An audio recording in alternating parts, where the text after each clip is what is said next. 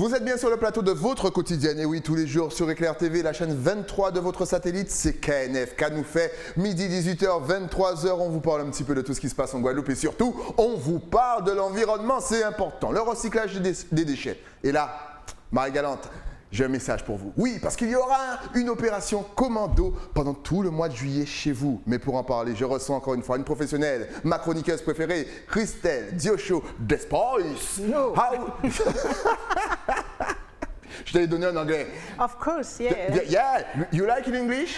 Oh, yeah, so. So, how are you doing?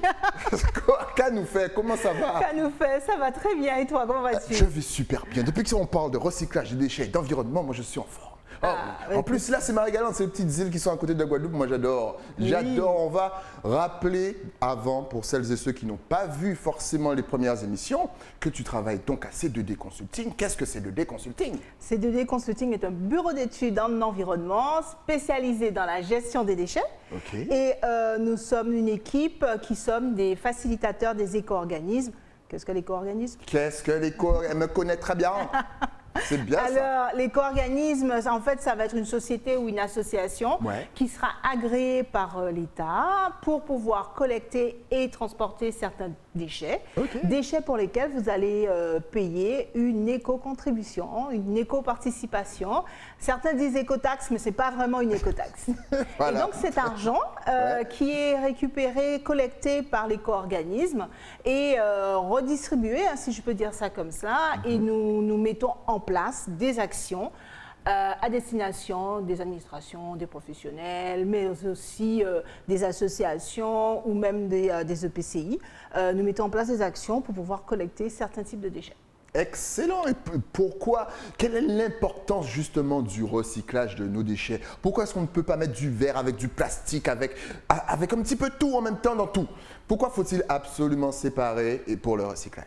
Alors c'est important parce que d'abord, nous sommes un petit pays qui est soumis à des aléas de changement climatique, mais dans les aléas de changement climatique, vous avez également la question des ressources naturelles et tous ces produits que nous utilisons au quotidien utilisent souvent des ressources naturelles qui sont en train de disparaître. Donc, entrer dans la boucle vertueuse du recyclage, c'est nous assurer que nos produits que nous achetons vont devenir des nouveaux produits. Si tu te rappelles bien, nous avions parlé, par exemple, des lampes la dernière fois, qui devenaient des... Je sais plus, j'ai pas révisé. Je l'ai collé des boules de pétanque. Exactement, et j'ai salué d'ailleurs nos amis marseillais. Exact. Exact. Donc, savoir que l'ensemble des produits que nous utilisons et pour lesquels il y a une éco-participation, forcément derrière il y a un éco-organisme et cet éco-organisme met en place des actions de collecte et de traitement de ce déchet-là. Et pour répondre clairement à ta question, il nous faut recycler parce que, alors au-delà de recycler, il nous faut trier d'abord, trier en allant dans les bons endroits pour emmener les bons déchets parce que c'est l'assurance que ce produit-là redeviendra un autre produit et ne sera pas abandonné dans la nature et que nos enfants ou arrière-petits-enfants, arrière-petits-enfants retrouvent le pot de peinture de mamie par exemple. T'imagines? Ça arrive, hein? Ça arrive 20 ans après, 12 ans après, même pas 100 ans après. Et justement, quelles sont les... Il y a plusieurs catégories de recyclage, de tri? Oui, tu as plusieurs, parce qu'en fait, nous, dans les déchets, tu vois, on ne fait jamais les choses très simples. Donc déjà, tu as deux catégories, hein, si je peux le dire un peu grossièrement, le déchet non dangereux et le déchet dangereux. Le déchet non dangereux, ça va être le déchet que tu vas produire, toi, chez toi. Alors, produire, toi, chez toi, ça va être les ordures ménagères, par exemple. Donc, ton plastique, ton verre, etc., que tu vas mettre dans les bonnes bornes. Jaune pour les canettes plastique, papier carton. Tu vois, même moi, des fois... Vous avez vu, il n'y a pas que moi. Oui, ça arrive, c'est les trous, c'est les projets, c'est normal. C'est pour ça, voilà. Et le verre dans le bac en verre ou dans la borne d'apport volontaire en verre. Ça, c'est bien ça. Le verre pour le verre, ça, c'est génial. Parce que les gens comme moi, tête en l'air, j'arrive même pas à me souvenir de la boule de pétanque. Donc, c'est pas la couleur et compagnie. On a vu sur certaines images qu'on cherche sur le net qu'il y a des poubelles noires, il y a des poubelles rouges. Ça existe toujours, ça, ou c'est pour d'autres pays? Non, c'est sur d'autres pays. Mais il faut savoir que sur la Guadeloupe et l'Europe en général, on travaille justement à harmoniser les couleurs. Donc logiquement, d'ici quelques temps, de plus en plus, on le voit d'ailleurs, lorsque vous avez, quel que soit le pays européen la région dans laquelle vous allez aller, vous aurez le même code couleur. Jaune pour le plastique, etc. La bleue, elle n'existe plus, par exemple. Donc jaune pour le plastique. Jaune, plastique, papier, carton, canette. OK. Vert. Vert pour le verre. Pour le verre, voilà. C'est le plus facile. Et puis la poubelle, ce qu'on appelle la poubelle résiduelle, donc le reste, tout le reste qui ne va pas en recyclage. Okay. Et donc pour rebondir sur ce que je disais tout à l'heure, on a le déchet dangereux et à contrario tu as le déchet dangereux. Et le déchet dangereux, en revanche, il va avoir un type de collecte qui est un peu différent. Tu ne vas pas le mettre dans ta poubelle, par exemple. En revanche, tu vas pouvoir aller l'emmener chez ton distributeur, chez ton vendeur, dans les grandes enseignes que je n'ai pas le droit de citer, bien entendu, sinon c'est de la pub et le CSA arrive derrière. Donc. Voilà. Et donc, tu vas aller les ramener. L'intérêt, en fait, c'est de savoir où les ramener. Et donc, aujourd'hui, si je suis là, c'est parce qu'on a un petit dispositif un petit peu différent, puisqu'on ne parle pas directement des particuliers, mais plutôt des professionnels. Donc, nous avons monté une opération qui s'appelle l'opération Commando. Ah oui, ça c'est un nom fort. Ah oui, c'est fort, c'est c'est dynamique. En fait, pourquoi nous avons monté cette opération-là? D'abord parce que, après des échanges avec la CCMJ, la communauté de communes de Marie-Galante, on s'est rendu compte que les professionnels manquaient un peu de sensibilisation, parce qu'il faut savoir qu'un professionnel est responsable de son déchet. Donc, il doit le savoir et malheureusement, il ne le sait pas. Il ne le sait pas ou il ne le sait pas suffisamment. Donc, qu'est-ce qui se passe? C'est que les professionnels mettaient leurs déchets dangereux avec aller les emmener en déchetterie. Ils font bien, hein, ce n'est pas la question. Hein. Ils font bien de l'emmener en déchetterie ou alors, quelquefois, ils le laissent sur le bord de la route en se disant qu'on va venir les chercher. Exact. Bon, c'est moins bien, mais en tout cas, il y a des solutions pour les professionnels. Sauf que nous, ce qu'on leur dit, c'est que nous devons travailler sur un recensement. Donc, recenser qu'est-ce que j'ai comme déchets que je veux éliminer. Et une fois que vous avez fait ce recensement-là, nous, éco-organismes, nous venons récupérer ce déchet. D'accord. Alors, l'avantage qu'il y a pour Marie-Galante, c'est d'abord que ce n'est pas payé par la communauté de communes de Marie-Galante. Ça, c'est très important. Ensuite, les déchets rentrent dans les bonnes filières. Ça, c'est très important aussi. Et troisième point, nous faisons de la sensibilisation du professionnel. L'idée est de lui faire prendre conscience du type de déchets qu'il a, du fait que nous pouvons leur apporter la solution, et j'ai envie de dire nous avons the solution. L'anglais reste. L'anglais n'est jamais très loin. Nous lui apportons the solution, et une fois que nous avons identifié le déchet, nous avons identifié la marque, parce que ça marche aussi avec les marques, je ne vais pas m'étendre, mais le professionnel doit pouvoir nous donner la marque et la catégorie de produits qu'il a. Et pourquoi la marque? Alors, pourquoi la marque? Ah là là, tu ouvres la boîte de Pandore, toi. Alors, pourquoi la marque? Parce qu'en fait, la marque, par exemple, si moi je décide de créer un produit, je décide de créer par exemple un ordinateur portable. Je vais l'appeler Christelle. Pourquoi pas? Voilà. Je suis considérée, donc je crée Christelle. E-L, hein, pas deux L-E. C'est important. K, sans K? Avec un CH? On va le créoliser. Exactement. Christelle. On peut même mettre un W. Bref. Exactement. On verra pour l'orthographe après. Si moi je crée un produit, je suis considérée comme ce qu'on appelle un metteur en marché. Donc ça veut dire que je vais créer Christelle, mon super portable, ordinateur portable, mais je dois aussi m'assurer que quand Christelle ne sera plus bon, que Christelle va rentrer dans les bonnes filières de valorisation. Parce que Christelle, attends, ça a de la valeur. Donc il y a du plastique, mais il y a aussi tous les métaux semi-précieux, tous les composants, tous les composants qui ont de la valeur. Mais ça, il faut faire ça dès la construction. Christelle, une fois qu'il n'est même pas encore mis en vente, que Christelle doit déjà être... on doit déjà penser au recyclage. Penser au recyclage. D'accord, D'ailleurs, Christelle, comme Christelle est un peu une marque éco, machin, Christelle prend des produits recyclés. Tout à fait. C'est encore mieux. Donc, je suis considérée comme un metteur en marché et de fait, je dois adhérer à un éco-organisme. D'accord. Et donc, je vais donner à cet éco-organisme la fiche complète de mon produit, lui dire voilà comment ça marche, etc. Et je vais cotiser. Et c'est pour ça, en fait, qu'on a besoin de connaître la marque pour nous assurer que le metteur en marché, qui en général n'est pas en Guadeloupe, qui est à l'extérieur, qui est même mondial très souvent, pour nous assurer que ce metteur en marché a bien cotisé. Ok, d'accord. Donc c'est pour ça qu'on a besoin des marques. Quand on a, et ça nous est arrivé, lorsqu'on a par exemple un metteur en marché qui n'a pas cotisé, pour diverses raisons. Il n'est pas connu. Ça nous arrivait au tout début de la filière. Maintenant, c'est un peu moins souvent.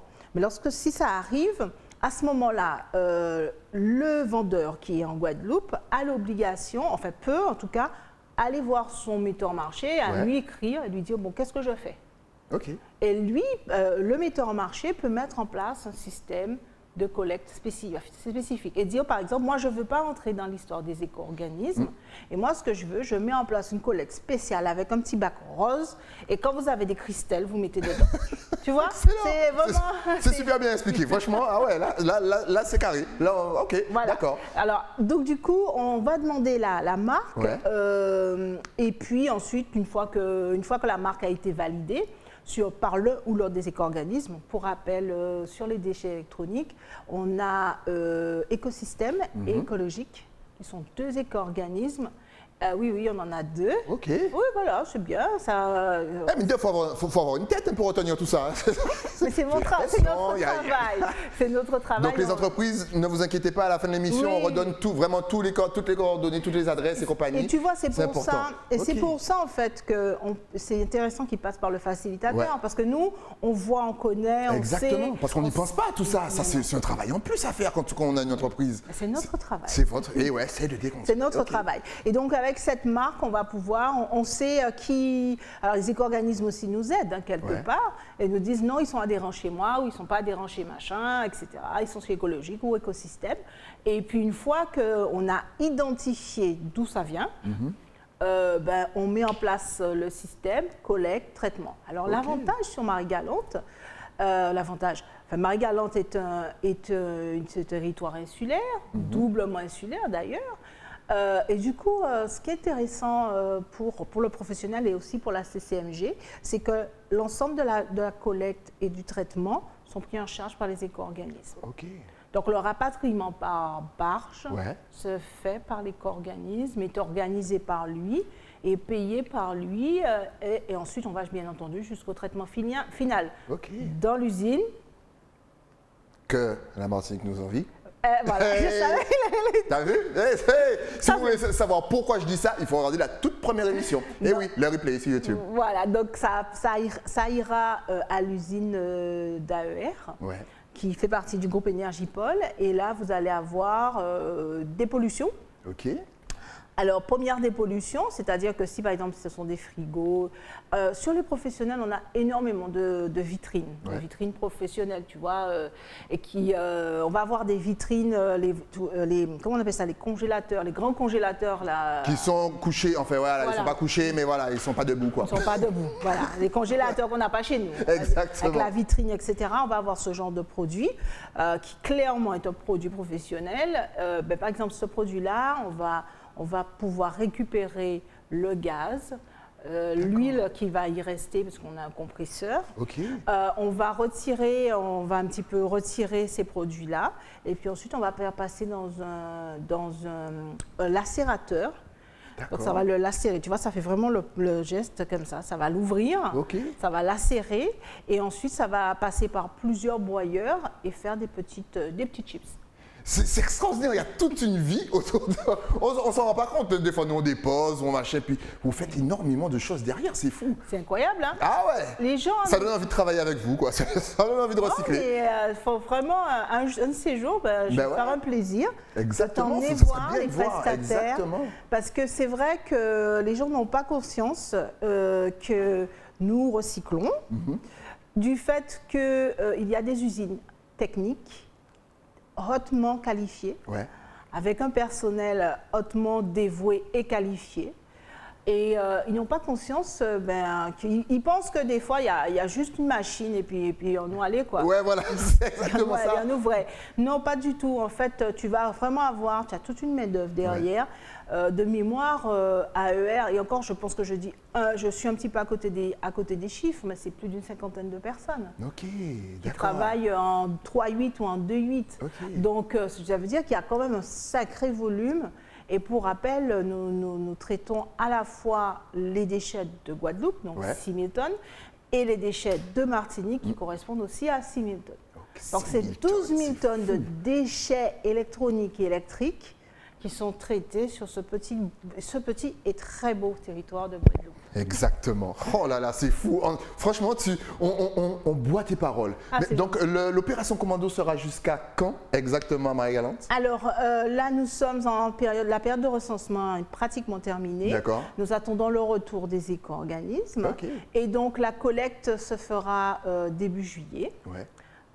Donc, ça sera une collecte via la déchetterie de Marie-Galante. Okay. Et ensuite, nous allons rapatrier tranquillement.